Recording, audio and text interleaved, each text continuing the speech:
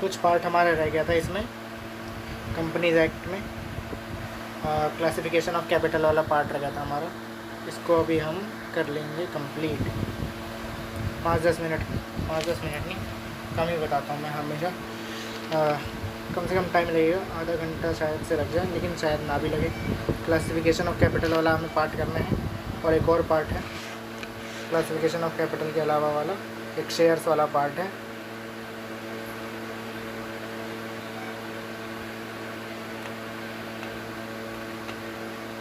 बस यही दोनों वाले पार्ट है करने हैं, शेयर्स वाला और क्लासिफिकेशन ऑफ कैपिटल। देखो कैपिटल कैपिटल कैपिटल, कभी भी हम पढ़ेंगे तो बैलेंस शीट होती है। बैलेंस शीट में हमारे पास क्या होता है ना, शेयर कैपिटल ऐसे ही लिखा रहता है, शेयर कैपिटल। लेकिन जब नोट्स टू अकाउंट होता है इसका, तो उसके नोट्स टू अकाउंट में जाते हैं, और नोट्स टू अकाउंट में हमारे पास पूरा चीज़ रहता है कि नोट्स टू अकाउंट में कैसा दिखता है वो, उसके अंदर सारी डिटेल होती है। सामने से देखने में तो बहुत कम लगता है कि खाली शेयर कैपिटल लिखा है, पर नोट्स टू अकाउंट में जाके पता चलता है कि ये तो बहुत ज़्यादा चीज़ है। जैसे कि यहाँ देखो, स्टार्ट होता है हमारा ऑथोराइज कैपिटल से,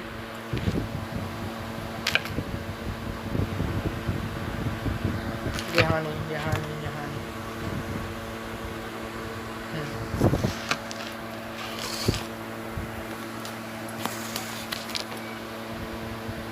स्टार्ट होता है हमारा ऑथोराइज कैपिटल से।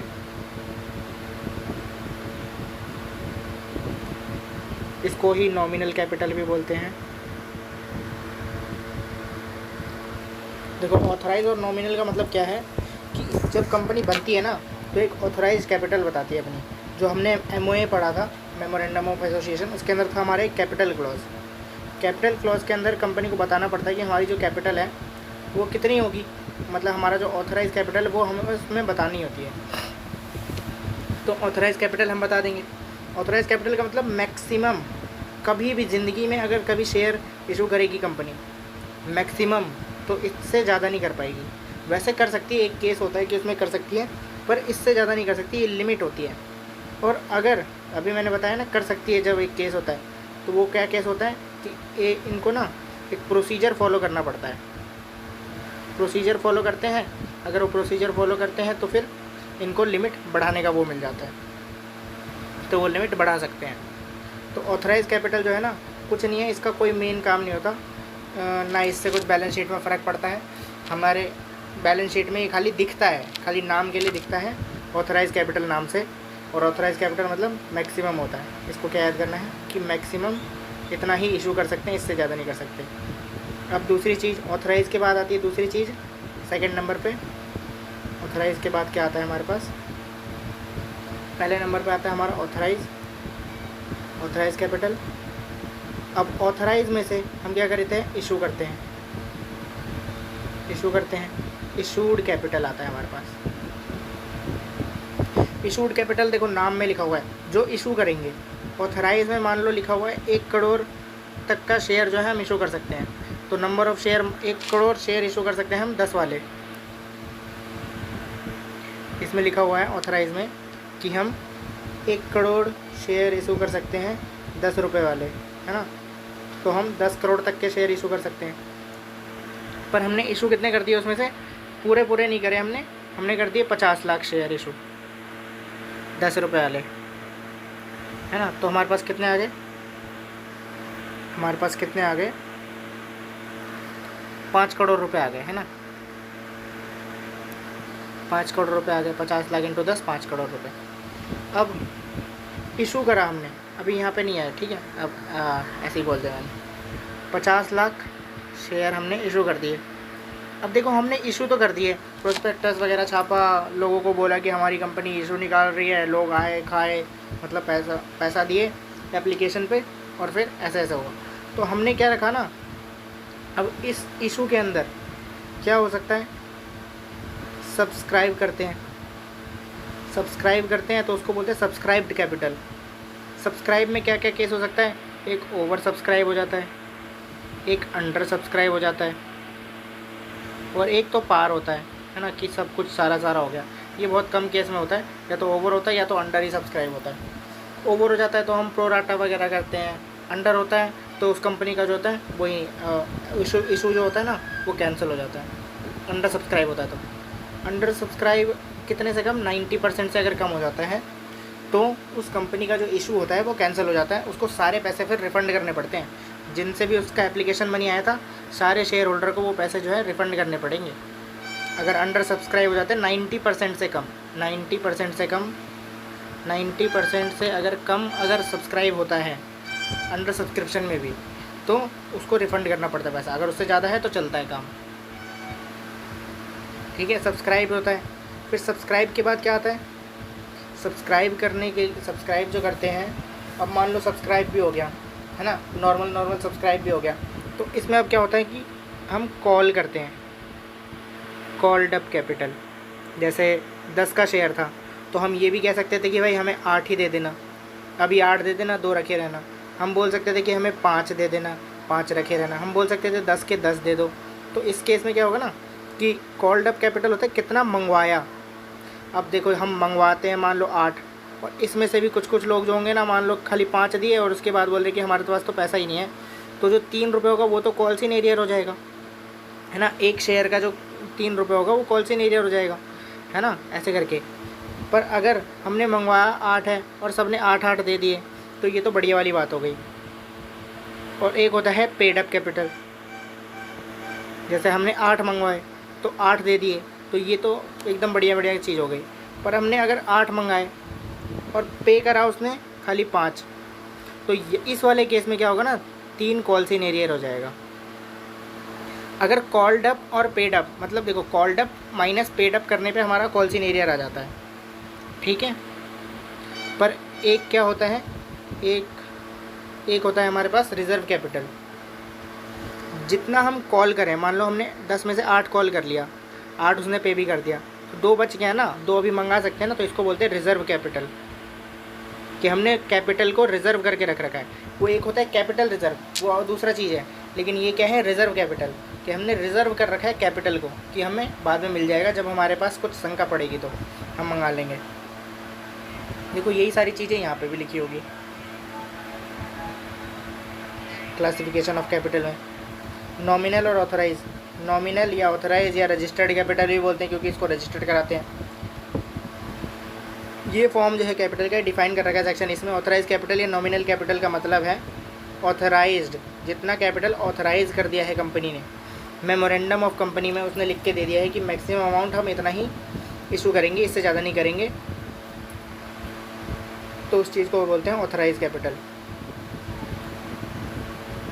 कैसे इशू करेंगे हम, इशू करके मतलब हम रेज करेंगे वो पैसा। अगली चीज़ ये देखो, यहाँ पे सब चीज़ लिखा हुआ है, वर्किंग कैपिटल, रिजर्व कैपिटल, अगर कुछ भी होता है तो उनके हिसाब से सोच के करते हैं। अगली चीज़ आती है इशूड कैपिटल, कितना हम इशू कर दे रहे हैं, which means such capital as the company issues from time to time for subscription, it is part of authorise capital. Authorise capital से ही इसमें से लेते हैं, अलग से कुछ नहीं होता। इसको हम कैश में भी दे सकते हैं, अदर देन कैश भी दे सकते हैं। शेड्यूल 3 में लिखा हुआ है make it obligatory to disclose its issue capital. देखो शेड्यूल 3 वाला जो होता है ना, उसके अंदर हमें खाली इशूड कैपिटल को ही दिखाना होता है। शेड्यूल 3 वाली जो बैलेंस शीट हम बनाते हैं उसमें हम देखना कि हम हमेशा क्या करते हैं ना, कि इशूड वाली दिखाते हैं हमेशा खाली। कभी हम ऑथराइज दिखाते हैं, पर जो बैलेंस शीट ऑथराइज दिखाते तो हैं, लेकिन ऑथराइज हम दिखाते हैं खाली नोट्स टू अकाउंट्स में, लेकिन हमारी बैलेंस शीट में क्या दिखता है, बैलेंस शीट में हमारा खाली इशू वाला दिखता है। अगली चीज़ सब्सक्राइब कैपिटल, सब्सक्राइब हो सकता है जितना हमारे पास उसने सब्सक्राइब करा। अब वो ओवर सब्सक्राइब भी हो सकता है, अंडर सब्सक्राइब भी हो सकता है, पार सब्सक्राइब भी हो सकता है। कॉल्ड अप कैपिटल, ऊपर बताया मैंने कि कॉल्ड अप क्या होता है, जितना हम मंगवाते हैं, कॉल्ड फॉर पेमेंट, जितना हम कॉल्ड फॉर पेमेंट करे होंगे, total amount called up on the share issued. Paid up capital क्या होता है, जितना अमाउंट पे करा है, यहाँ पे कॉल्ड है, यहाँ पे amount paid, equal to less than call से, और जो अगर कम होता है it is equal to called up capital less calls in arrear. देखो इसके कहने का मतलब क्या है, जो मैंने ऊपर बताया। देखो पेड अप कैपिटल क्या होता है, किसके इक्वल होता है, called up capital minus calls in arrear, ये चीज़ लिख रखा है, called up capital less calls in arrear equal to paid up capital, called up capital less calls in arrear equal to paid up capital, है ना। अगली चीज़ आ जाती है हमारे पास नेचर ऑफ शेयर्स। शेयर्स कौन कौन से होते हैं, एक होता है nature of shares, nature of shares, nature of shares बोले तो शेयर का मतलब क्या होता है, पहले तो ये बताओ। शेयर का मतलब share in the share capital of company. Share मतलब क्या होता है, टुकड़ा होता है। शेयर मतलब क्या होता है, जैसे ये बड़ा पीस है तो इसका एक ये हो जाएगा एक शेयर, ये हो जाएगा दूसरा शेयर, ऐसे करके हम नॉर्मली अगर भाषा में बोले तो ये होता है शेयर मतलब क्या होता है कि एक टुकड़ा। तो ऐसे ही कैपिटल के अंदर का अगर कोई सा टुकड़ा होता है तो उसको शेयर बोलते हैं, और इसके अंदर स्टॉक भी आ जाता है। बस ऐसे याद करना है, share means share in the capital of company, और इंक्लूड करता है इसमें स्टॉक भी, इसके अलावा नहीं कुछ भी।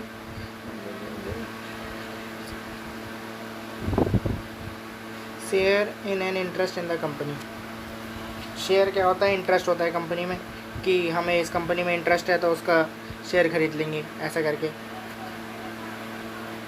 ये सब नहीं पढ़ना, यहाँ से देखो। शेयर कैपिटल में क्या होता है, इक्विटी शेयर होता है, प्रेफरेंस शेयर होता है। इक्विटी क्या होता है, देखो इक्विटी जो मेंबर होते हैं ना वो भी वही होते हैं और प्रेफरेंस भी वही होते हैं, पर प्रेफरेंस को क्या होता है, देखो प्रेफरेंस के नाम में ही है प्रेफरेंस, मतलब इसको हम देंगे पहली प्रेफरेंस, हर चीज़ में पहली प्रेफरेंस इसको देंगे। जैसे अगर डिविडेंड बांट रहे हैं तो इसको पहले देंगे, उसके बाद इसको देंगे इक्विटी वाले को। अगर हम पैसे दे रहे हैं, लौटा रहे हैं, तो हम पहले प्रेफरेंस वाले को देंगे और बाद में हम इक्विटी वाले को देंगे। इक्विटी वाले को देखो, इक्विटी वाले जो है ना ये जो है इक्विटी वाले जो है ना ये घर के लोग हैं, और ये जो है ना ये दोस्त है, और जो डिवेंचर वगैरह होते हैं, क्रेडिटर वगैरह होते हैं ना, ये पड़ोसी होते हैं। तो अगर हमारे पास पैसा आएगा तो हम सबसे पहले किसका पैसा चुकाने की कोशिश करेंगे कि भाई हम पड़ोसी का दे देते हैं, नहीं तो ये बाद में बाहर जाके लोगों के पास बुराई करेगा मेरी, है ना। तो हम पहले सबसे पहले पड़ोसी को दे देते हैं, उसके बाद क्या करते हैं, घर वाले को तो दे देंगे बाद में, पहले हम इसको दे देते हैं, दोस्त को दे देते हैं। नहीं, ये दोस्त जो है दूसरे दोस्त के पास जाके मेरी चुगली करेगा कि ये वाला दोस्त तो मेरे को जो है पैसे वापस ही नहीं करता। और तीसरी चीज़ क्या हो जाएगा हमारे पास, इक्विटी शेयर। इक्विटी शेयर क्या होता है, घर के लोग होते हैं हमारे पास। देखो अब पैसा आया बहुत सारा हमारे पास, हम इसको दे देंगे डिवेंचर वाले को, हम प्रेफरेंस वाले को दे देंगे। मान लो थोड़ा ही बचा तो थोड़ा इसको दे देंगे, अगर मान लो बहुत सारा अभी बच गया तो सारा इसी को दे देंगे ना, ये खुश हो जाएगा ना, हमारे फैमिली वाले को भी खुश रखना है अपने को। तो वही बात है, अगर इक्विटी वाले को तो सब कुछ ही है, जो बच जाएगा सब इक्विटी वालों का, अब नहीं बचेगा वो अलग बात है, अगर बच गया तो सब इक्विटी वालों का ही होगा। अब इक्विटी में भी क्या होता है, दो चीज़ होती है, एक होता है जिनके पास यूनिफॉर्म वोटिंग राइट है, एक में डिफरेंशियल वोटिंग राइट है। यूनिफॉर्म का मतलब जैसे मैंने ऊपर बताया था, एक पर्सन इक्वल टू एक वोट। और यहाँ पे देखो कुछ भी हो सकता है कि 10 नहीं, एक पर्सन नहीं, मैंने गलत लिख दिया। एक शेयर, पेन को दिक्कत है, एक शेयर इक्वल टू एक वोट। पर यहाँ पे क्या हो सकता है, यहाँ पे हो सकता है देखो ऐसे कि मैं 10 शेयर ले लूँ और तब भी मेरे पास एक ही वोट रहे, तो मेरे पास 20 शेयर होंगे तो 2 वोट होगा। जैसे महिंद्रा ने करा था या टाटा ने करा था एक बार कि 1 शेयर 5 शेयर के बदले क्या कहते हैं, उन्होंने बोला था कि 1 वोट देंगे हम उसको बोलते हैं डिफरेंशियल वोटिंग राइट। अब इसके बारे में शेयर की ना वो दे रखी है, क्वालिटी क्या होती है, शेयर क्या होता है, कैसे होता है। शेयर जो होता है मूवेबल प्रॉपर्टी होता है, इसको एक जगह से दूसरी जगह ले जा सकते हैं। डीमेट अकाउंट में ही तो है, फ़ोन जहाँ ले जाएंगे वहाँ शेयर जाएगा। शेयर जो है उसको नंबर कर सकते हैं कि कितने शेयर हैं। काइंड ऑफ शेयर कैपिटल में हमने पढ़ा कि इक्विटी होता है वोटिंग राइट वाला, और एक होता है डिफरेंशियल राइट वाला, जिसको जो है डिविडेंड वोटिंग या अदरवाइज़ किसी भी चीज़ में जो है ना अलग अलग मिल सकता है। जैसे देखो वोटिंग राइट वाले को देखो, जिसके पास देखो सिंपल सा वोटिंग राइट है, नॉर्मल वोटिंग राइट है, उसको क्या होगा ना, देखो मान लो ये एक बंदा है, इसको जो है डिफरेंशियल मतलब इसको जो है नॉर्मल वोटिंग राइट है, और एक ये जो बंदा है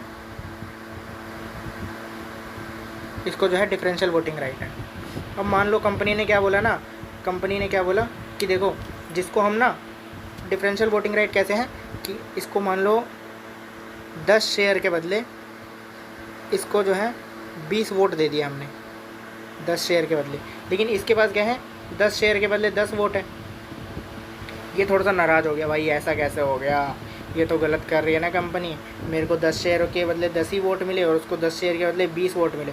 तो इसलिए ना इसको खुश करने के लिए क्या कर देगी कभी कभी कि इसको तो देगी डिविडेंड एकदम बढ़िया बढ़िया, जैसे इसको 5 रुपये का मान लो डिविडेंड दे रही है, बोल देगी कि नॉर्मल वोटिंग राइट वालों को हम क्या देंगे ना कि सिंपल जैसा रेट हम निकालेंगे उसी पे देंगे, पर इनको क्या देंगे ना, इनको माइनस करके देंगे। इनको हम 5 माइनस जितना भी अगर डिविडेंड होगा उसका हम क्या करेंगे ना कि 50% माइनस कर देंगे। तो अब इनको क्या मिलेगा, खाली 2.5% मिलेगा, 2.5 रुपये मिलेगा, है ना, 5 के बदले 2.5 रुपये। ऐसे करके कर सकती है कंपनी कि उनके डिविडेंड के अंदर चेंज कर सकती है, उनके वोटिंग के अंदर चेंज कर सकती है। तो उसको डिफरेंशियल राइट बोलते हैं कि राइट अलग हो जाए, बस क्या हो जाए, राइट्स अलग हो जाए। वैसे तो नॉर्मल राइट्स होते हैं, और अगर दूसरी चीज़ हो जाएगी तो जैसे किसी भी चीज़ में, डिविडेंड में चाहे वोटिंग में या किसी भी चीज़ में अगर दूसरी चीज़ हो गई तो उसको डिफरेंशियल राइट बोलते हैं। मैक्सिमम जो होता है वो वोटिंग के अंदर ही होता है कि वोटिंग के अंदर ही चेंज ला दिया। इसको DVR बोलते हैं ज़्यादा से ज़्यादा, पॉपुलरली कॉल्ड DVR। अब देखो प्रेफरेंस शेयर कैपिटल क्या होता है, प्रेफरेंस के नाम में ही है कि जब वाइंड अप होगा तो इसको इक्विटी से पहले पैसा देंगे, वाइंड अप में होगा तो before the commencement of this act equity share capital से इसको पहले पैसा देंगे। However, this act shall not affect the right of preference shareholder who are entitled to participate in the proceeds of winding up before the। हाँ देखो, अगर उन preference share को जो पैसा दिया हमने, प्रेफरेंस शेयर से जो पैसा लिया है, उस टाइम उनके एग्रीमेंट में लिखा था कि वाइंड अप होने पे भी तुम्हें पहले पैसा नहीं देंगे। देखो जब तक कुछ कहा नहीं तब तक तो नॉर्मली प्रेफरेंस शेयर को जो है पहले पैसा मिलेगा। अगर कुछ कह दिया कि तुम्हें पहले पैसा नहीं देंगे, तुम्हें तो वाइंड अप होगा तो तुम्हें इक्विटी शेयर के साथ ही देंगे, तब उस वाले केस में अलग है। पर नॉर्मली एक हो गया जनरल, कि जनरली क्या होता है कि प्रेफरेंस शेयर को पहले पैसा मिलता है, और अगर कुछ वो डाल दिया कंडीशन तो कंडीशन को मान लेंगे, है ना, सिंपल सी बात है। अब इक्विटी शेयर हमने पढ़ लिया, प्रेफरेंस हमने पढ़ लिया, पेमेंट ऑफ डिविडेंड हमेशा जो है पहले होता है, और पेमेंट ऑफ डिविडेंड जो प्रेफरेंस शेयर कैपिटल का होता है ना, ये फिक्स होता है। हमेशा देखना इसके आगे एक रेट लिखा रहता है कि 6% preference share capital, 8% preference share capital, 10% preference share capital. तो इसको जब डिविडेंड मिलता है ना तो वो एकदम फिक्स रहता है, कभी भी मिलता है। तो रीपेमेंट,